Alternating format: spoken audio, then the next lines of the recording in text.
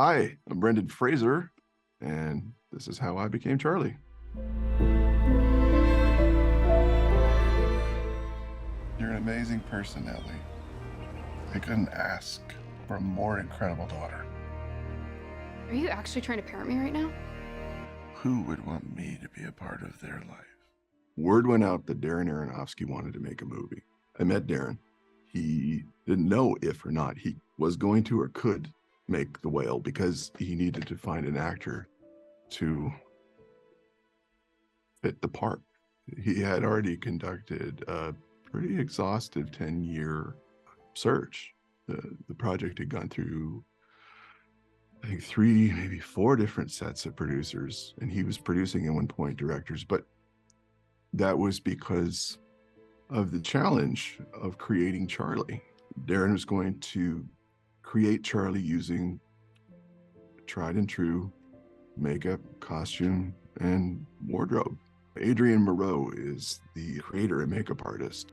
Charlie is a man who lives with obesity. His body is hundreds and hundreds of pounds.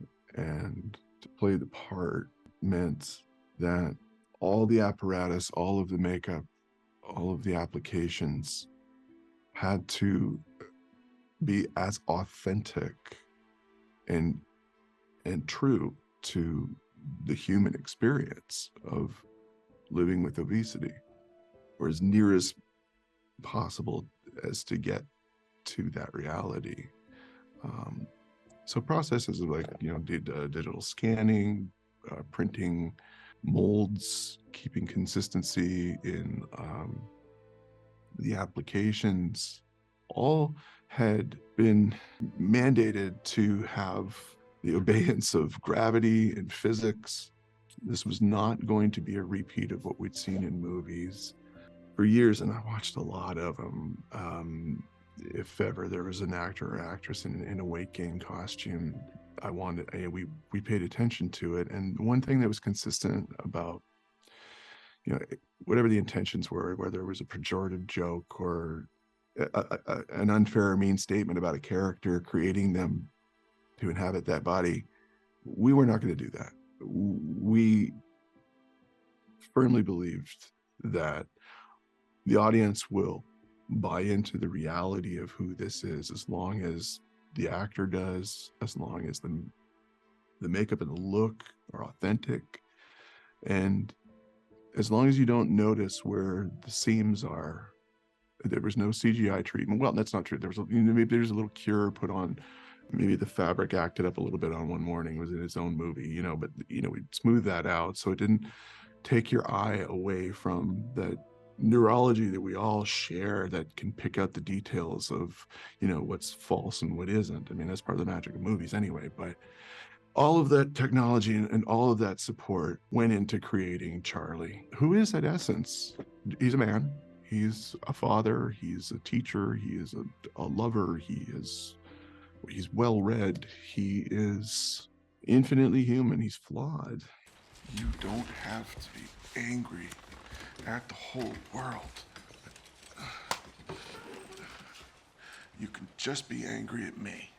Charlie's a man who lives with certain regrets for his actions. He fell in love, and it wasn't a decision that he made. He was a married man with a child who fell in love with a man. He tragically left that relationship with the mother and his daughter to pursue that relationship. As fraught as that was, those are the life choices that he made. And when we meet him, we're seeing what the fallout, what the consequences are of that life choice. Whatever you think about that doesn't matter, because this is the reality of who he is. He's in his own way, he's true to himself.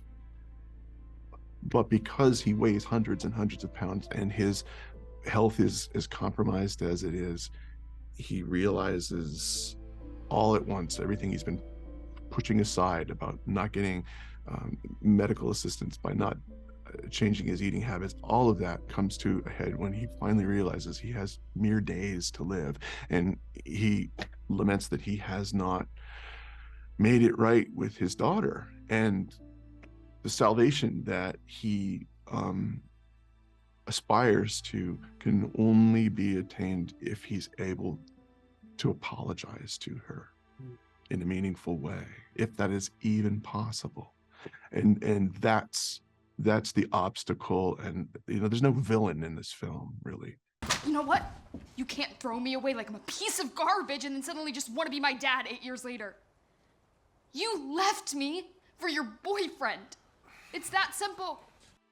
Sadie has a prescient, remarkable ability as an actress, and I had a front row seat to watch this young woman come of age, and we're going to be seeing clearly a lot more of her, as well we should. She's that scary talented. I believe that with all my being, all my heart. She could have fallen into the trope of playing an angsty teenager, a rebellious young person who is out to set the world on fire, but at heart, she's a very hurt, sad little girl still.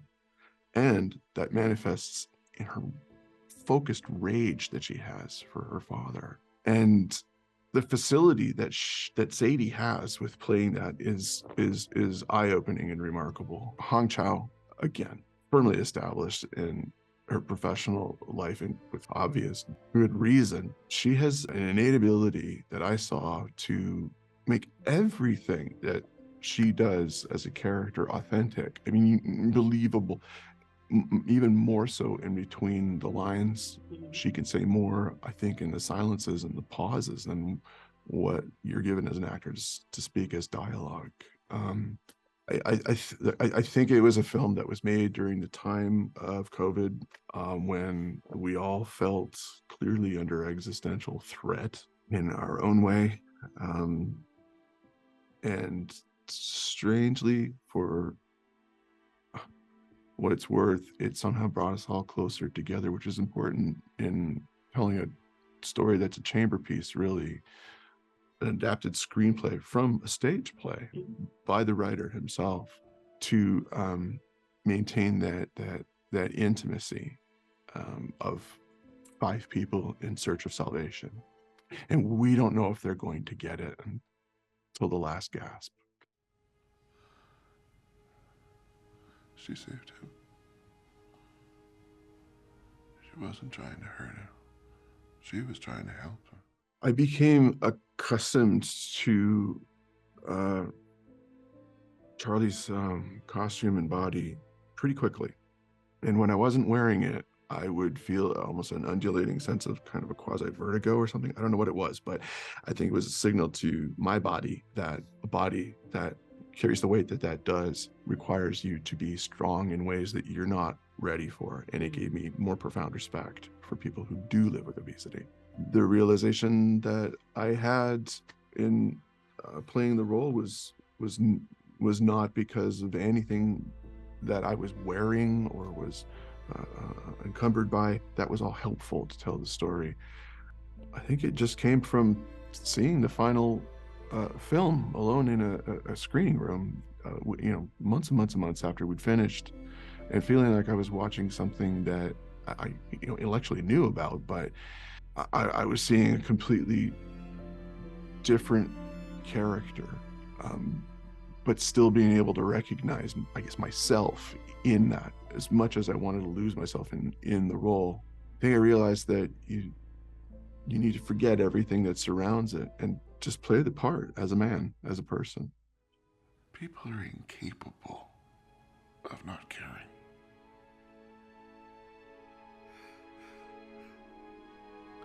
People are amazing. Charlie's white whale, gray white whale, is his redemption, is his need to reconnect with his daughter. And we don't know if he's going to succeed or not. He doesn't know if he's going to succeed or not. That's his. We all have our whale that we're striving to get, just the same way as was done in Moby Dick. The literary references are important, even so in the title. It's a litmus test of sorts for the beliefs that we may hold about people who live with obesity, in the sense that it's not a pejorative joke. It's not. It's a literary reference, and a noble one. at the same time. And again, he is an English teacher. He's an educator. He teaches his students with the camera turned off because he wants to preserve them from his own sense of shame, which is really moving to me, which is really sad for him. But he implores them to do and say something honest, be authentic. But he can't get that from them until he shares himself with them as he is. You weren't the one who had to identify his body all bloated. They wouldn't let me. I wasn't family. First and foremost, he's a person. He's a human being. We're all human beings. And this is a movie that can, in my firm opinion, we can change the culture surrounding how we describe or refer to people who live with obesity. It's let's call it what it is. It's prejudice. It's bigotry. It is the last domain of accepted casual prejudice in how we describe and speak of the issue and the people who live with it. That's unfair. And I believe that by showing an audience those views that they may abide, participate in, or ignore before the story begins, I'm challenge you to not reorient the way that you thought about that by story's end. I hope we can change hearts and minds. And even more so for having had worked with the Obesity Action Coalition, when this is a support group of tens and thousands of people strong, providing counseling with regard to eating disorders, mental health issues, medical referrals for bariatric procedures. I spoke to probably 10 or 15 people who gave me their story, vulnerably told me about everything from when they were very small and were spoken to, sadly, vindictively, and how that affected their sense of confidence and how they grew as into being adults and finding them in a place where they're bedridden and their very life depends on if or not they can change the disease of obesity in their life, maybe with a procedure or changing their habits. It doesn't matter. The point is that they told me that this is a movie that could save someone's life. You taught me something very important. People are most people learn that way too late. You taught me that when I was 8. Thank you for that. Charlie never eats for pleasure. Charlie eats to, sadly, harm himself. He is the manifestation of trauma, that what he puts into his body for all that harm that he has endured all his life. He's been derided. It's manifest on who he is as a corporal human being. That's a lot of pain for this man. His relationship to food, and at this point, it's fraught. It is not for pleasure.